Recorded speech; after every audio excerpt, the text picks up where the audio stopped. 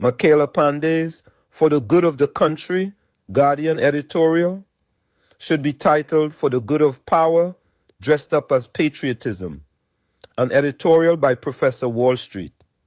Mickela Panday's year-end Trinidad Guardian editorial titled For the Good of the Country represents fitting conclusion to 2025, a year defined by her relentless weekly vendetta against Prime Minister Kamla Persad-Bissessar disguised as concerned citizenship.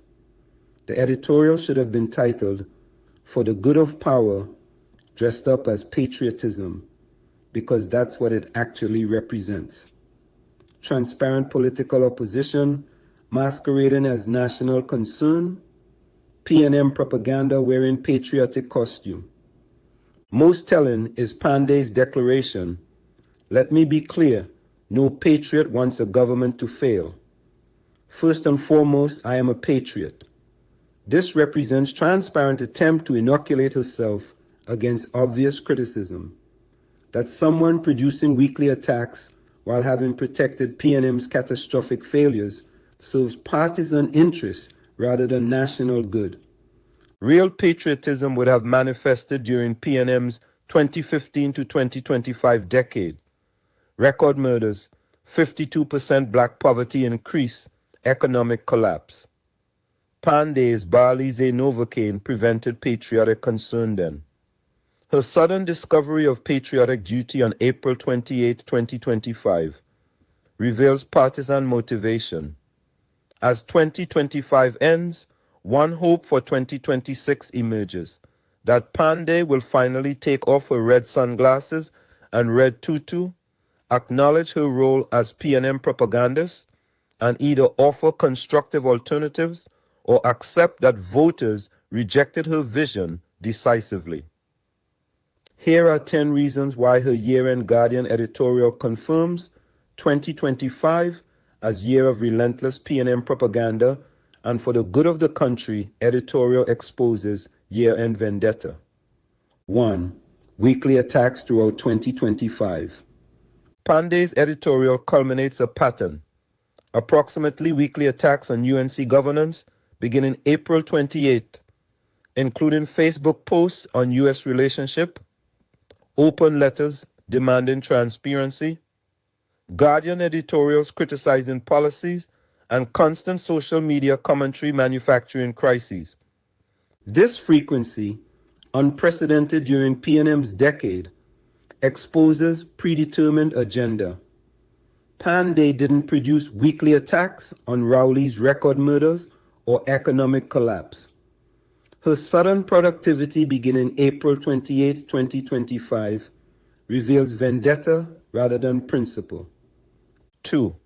Reassurance. Attack ignoring actual results.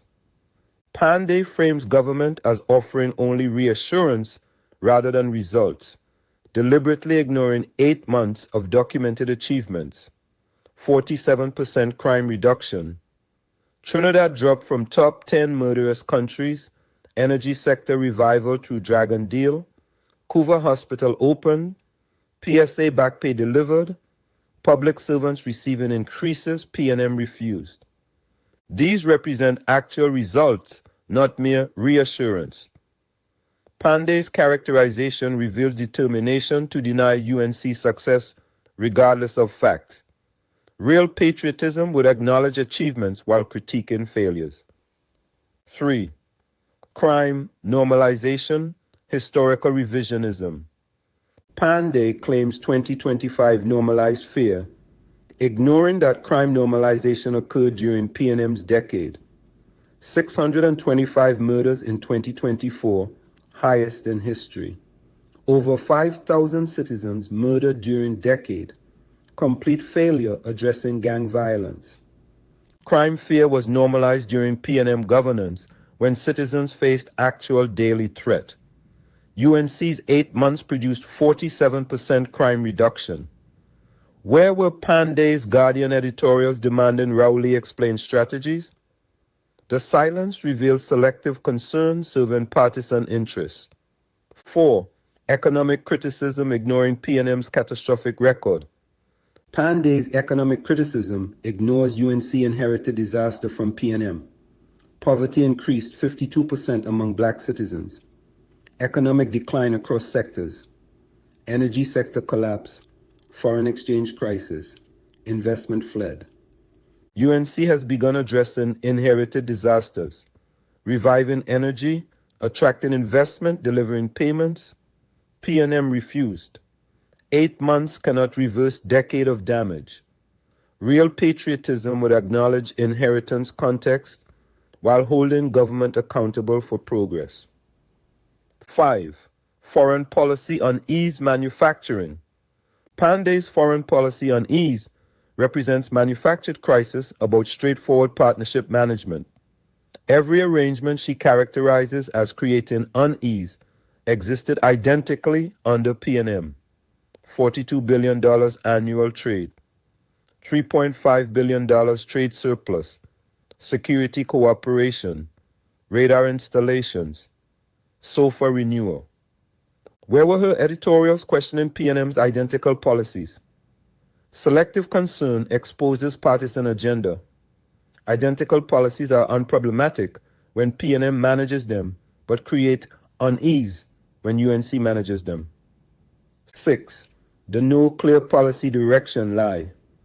Panday claims government is governing without clear policy direction, contradicted by documented agenda, revitalization blueprint, comprehensive development plan launched November 6. Crime reduction strategy, producing 47% reduction. Economic policy, Dragondale investment attraction.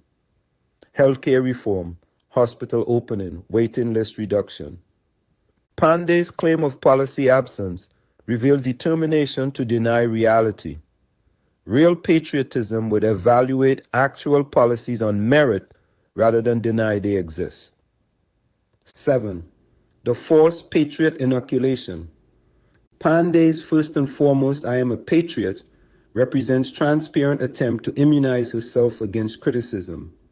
Real patriotism manifests consistently across governments. Patriotic concern about crime would have produced editorials during PNM's record murders. Patriotic economic worry would have manifested during 52% poverty increase. Panday's patriotism activated precisely April 28, 2025. Remarkably convenient timing, suggesting partisan motivation. Her self-proclamation while attacking government voters chose over her zero-seat performance represents choosing power interests over genuine national service. 8. Scrutiny rooted in concern versus relentless vendetta. Panday characterizes attacks as scrutiny rooted in concern rather than opposition for its own sake. But her pattern reveals opposite. Universal criticism regardless of merit, weekly attacks, never acknowledging success, complete PNM protection through silence. Real scrutiny would criticize failures while acknowledging successes, apply consistent standards, propose alternatives, recognize improvement, and hold all governments equally accountable. Panday does none of this, representing vendetta, not patriotic scrutiny. 9. The Guardian's complicity. The Guardian's decision to publish Panday's editorial represents Forte-State complicity. The newspaper silent during PNM's decade provides platform for politicians with zero electoral mandate to attack government with overwhelming democratic mandate. This space could have provided balanced year-end assessment.